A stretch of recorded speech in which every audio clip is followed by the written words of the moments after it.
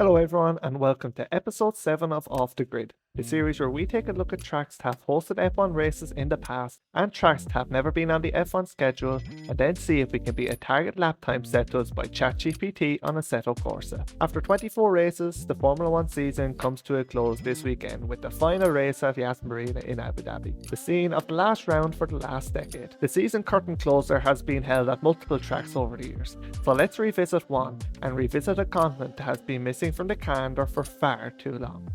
The Kyalami Grand Prix circuit, located in Midrad, South Africa, just 30 kilometers north of the nation's most populous city, Johannesburg, opened its gates in 1961. Many changes over the years led to the opening of the FIA Grade 2 Grand Prix circuit in 2015.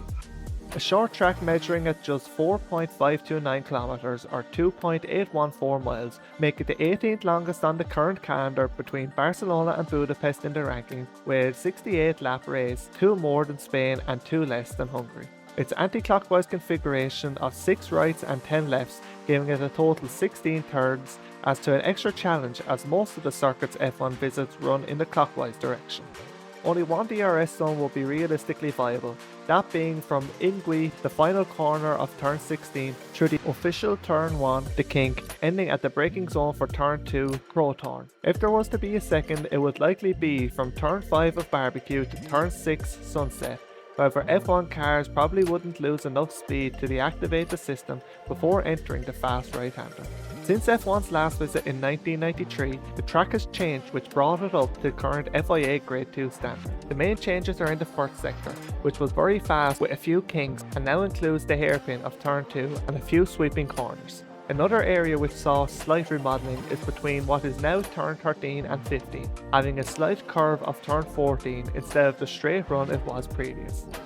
South Africa played host to its first Grand Prix in 1934, with Kyalami being the venue from 1967 until 1958, before F1 left due to the political unrest in the country, before returning in 1992 and 1993. Niki Lauda is the most successful driver at the circuit, taking 3 victories in 1976, 1977 and 1984. In the past, Kyalami has also held rounds of multiple motorbike championships, including MotoGP and World Superbikes Championship.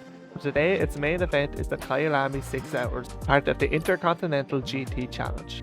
After the circuit was sold in 1993 to the South African Automobile Association, they began running the facility at a profit. However, to continue this, the high cost of hosting F1 was unmanageable, and the last F1 race to date on the African continent took place in 1993.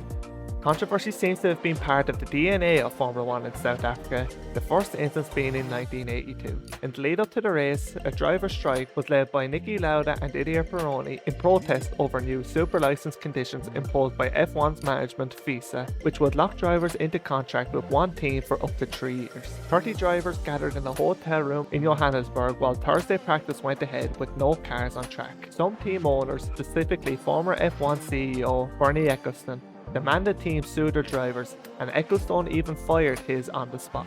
Eventually, a compromise was reached and every driver took part in the rest of the event, even the ones Bernie fired earlier. The drivers were originally fined between $5,000 and $10,000 and handed suspended race bans. These penalties were reduced by the FIA Court of Appeal, who also criticised FISA's handling of the situation. More controversy followed in 1985, however this time due to situations much larger than motorsport. Due to the ongoing apartheid and political unrest in South Africa, many nations began to boycott sporting events in the country, and many people involved in F1 were against the race going ahead. The Renault and Ligier teams did boycott the event due to French government bans and both being French teams.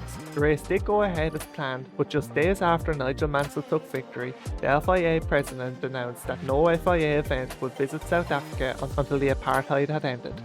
Once the apartheid had ended in 1991, the door was open for Formula 1 to return in 1992 after almost a decade. However, just 2 races were held in 92 and 93 until South Africa was off the calendar again, and unfortunately F1 hasn't laid rubber on the African continent since. Although there has been whispers of a South African Grand Prix returning to the schedule, it doesn't seem like it's going to happen anytime in the near future, so we'll have to make do with having it virtually. ChatGPT has said a 113 to a 115 is what we could expect, so let's see if we can beat the target for the 3rd episode in a row. So we're coming towards the end of our first flying lap here in Kyalami. Hasn't been the cleanest lap, got a few off tracks, just getting used to it. But coming through the second last corner, just gonna clip the inside corner a bit too much and go for a spin. But luckily have damage off, so we're just going to keep going and we're going to end that lap and start another flying lap here. So through the kink of turn 1, downhill towards turn 2, a tricky braking zone, braking nice and late down to third gear. Not really carrying a good amount of speed through there, but it is only our second lap. Through turn 4 and into turn 5 here now, the left-hander not really hitting the apex as I would have liked. As we make our way down this midi straight into the very fast right-hander of barbecue turn 6, and then into the quick braking zone of turn 7. Want to get the line right here as it's another very quick section following up. Flicking it into turn 8 then before flicking it back right for the long uphill right-hander of turn 9. And now we continue to go up the hill into another tricky braking zone. A double left-hander of turn 10 and turn 11, which carries you onto the back straight. So important once again to get good exit. Flat out then, no DRS here because of this kink of turn 12. And once again another very quick turn. Hard to get the braking right there, completely missed the apex, and I don't really think I got it right at all during this session. Second last corner then, again hitting the curb but not as much that time. And we continue facing the right direction towards the final turn. Bit tentative there, not carrying as much speed as I would have liked, had a bit of a snap of oversteer. We crossed the line to set a 119.6 for our opening banker lap, so not a bad opening lap, but still a lot of time to find to try and beat our target. We went back to the pits then, made a few self changes, and through turn 6 into turn 7 we're about half a second up on our previous lap, but into the left-hander of Clubhouse turn 7 we break a bit too late there and lose a lot of time. And then skipping on to the end of that lap, we've managed to get back to about half a second up, but through the final turn get a big snap there onto the pit straight. But we come across the line, we beat our previous lap by about 3.5 tenths and move our personal best to a 118.8. We kept going then, and through turn 6 running a little wide on the exit, and that unsettles the braking into turn 7, just running off the track and clipping the wall, so already trying to push the boundaries a bit too much to find a bit of extra time. I went back to the pits then and made a few slight setup changes to hopefully get the car to respond a bit better. But on the very next lap, once again, we were running a bit wide on the outside of turn 6, but we managed to get nicely stopped for turn 7 on this occasion. Get a bit of time on the exit, but through turn 8 then we run a bit wide and that upsets our line through turn 9. And on the run up the hill to 10-11 we're losing a lot of time, but then over the crest we just get onto the grass there before turning in and end up having a pretty big crash into the wall there. Skipping forward then a bit, we're just under halfway left in the session and we're about 6 cents up going into the final turn. But on the exit, just getting onto the curb a bit too much, it upsets the rear end on throttle and we spin into the pit lane wall. Onto another lap then, again heading down into turn 6. We go purple in sector 1, but through turn 6 sunset we just start to drift a bit, losing the back end, which is very strange. Hadn't felt any inkling of that going to happen on any of the other laps. So unfortunately there, just running out of adhesion with the rear tyres, and yeah, then a bit of frustration as we continued on the rest of this lap to go and prepare for yet another flyer. And then once again at the start of the second sector of the lap, this time through turn 7, just getting the line a bit wrong, hitting the curb, and sends us for yet another spin. So it's turning out that this track, although it's a very fun one to drive, it's a tricky one to get a lap together and get a very fast lap together. But with just about a minute and a half left in the session, so one more lap to go, we are going to improve on this lap and set a new personal best. I think when it comes to the last lap of the session, I know there's only one more chance. I don't take as much risk, and it means that we manage to actually finish a lap. So heading down into turn 1, I'll let you enjoy the rest of it with the engine sounds.